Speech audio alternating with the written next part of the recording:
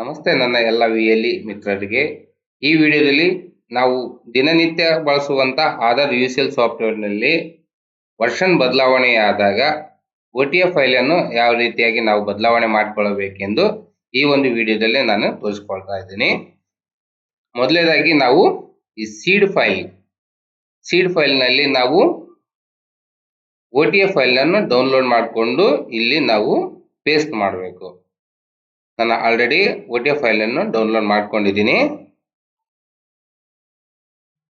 ಇದು already download ಮಾಡಿಕೊಂಡು extract ಮಾಡ್ಕೊಂಡಿರೋ ಒಂದು ಫೈಲ್ಗಳು. ಇವೆರಡನ್ನು ಕಾಪಿ ಮಾಡ್ಕೋಬೇಕು.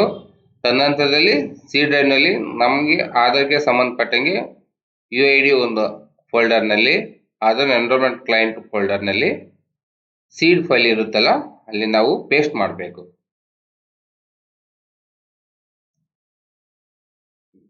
ಸೊ ಈಗ ನಾವು ಮೊದಲನೇದಾಗಿ ಸರ್ವಿಸ್ಗೆ ಹೋಗಿ ನಮ್ಮ ಇದಕ್ಕೆ ಸಂಬಂಧಪಟ್ಟಂಗೆ ಕೆಲವು ಆಪ್ಷನ್ಸ್ಗಳನ್ನ ನಾವು ಸ್ಟಾಪ್ ಮಾಡಬೇಕಾಗುತ್ತೆ. ಬನ್ನಿ, ಇಲ್ಲಿ ಆಲ್ರೆಡಿ ನಾನು ಸ್ಟಾಪ್ ಮಾಡಿದ್ದೀನಿ.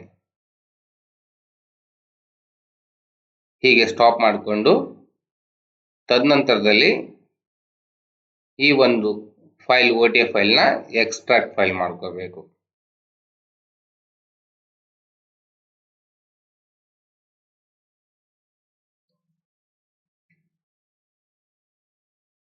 ಎಕ್ಸ್ಟ್ರಾಕ್ಟ್ ಆದ ನಂತರ ಇದಕ್ಕಿಂತ ಮುಂಚಿತವಾಗಿ ನಾವು ನಮ್ಮ ಒಂದು ಆಧಾರ್ನಲ್ಲಿ ನಮಗೆ ಬಹಳ ಮುಖ್ಯವಾದ ಫೈಲ್ಗಳಂದರೆ ಕನ್ಫಿಗ್ ಮತ್ತು ಡಾಟಾ, ಇವೆರಡನ್ನು ನಾವು ಬೇರೆ ಕಡೆ ಸೇವ್ ಮಾಡ್ಕೊಂಡಿರ್ಬೇಕು, ಬೇರೆ ಫೋಲ್ಡರ್ ಅಥವಾ ಡ್ರೈವ್ನಲ್ಲಿ.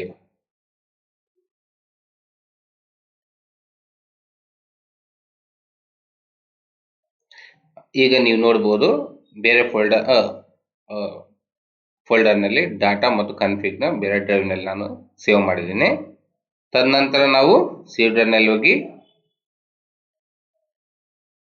OTF ಫೈಲ್ ನಾವೇನು ಎಕ್ಸ್ಟ್ರಾಕ್ಟ್ ಮಾಡ್ಕೊಂಡಿದ್ದೀವಿ ಆ ಒಂದು ಕಂಟೆಂಟ್ನ ಕಾಪಿ ಮಾಡ್ಕೋಬೇಕು. ಕಾಪಿ ಮಾಡಿಕೊಂಡು ಇವೆರಡು ಕನ್ಫಿಗ್ ಮತ್ತು ಡಾಟಾ ಇವೆರಡನ್ನೂ ನಾವು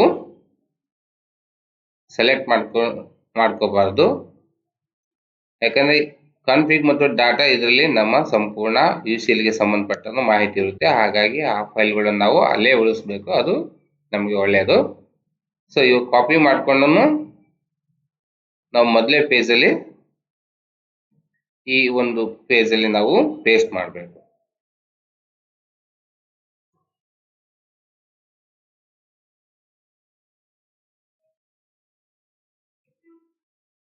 ಪೇಸ್ಟ್ ಮಾಡಬೇಕಾದ್ರೆ ರೀಪ್ಲೇಸ್ ದ ಫೈಲ್ಸ್ ಇಂದ ಡೆಸ್ಟಿನೇಷನ್ ಕೇಳುತ್ತೆ. ಓಕೆ ಕೊಟ್ಟರೆ ಇಲ್ಲಿ ನಮ್ಮ OTF ಫೈಲ್ ಸಂಪೂರ್ಣವಾಗಿ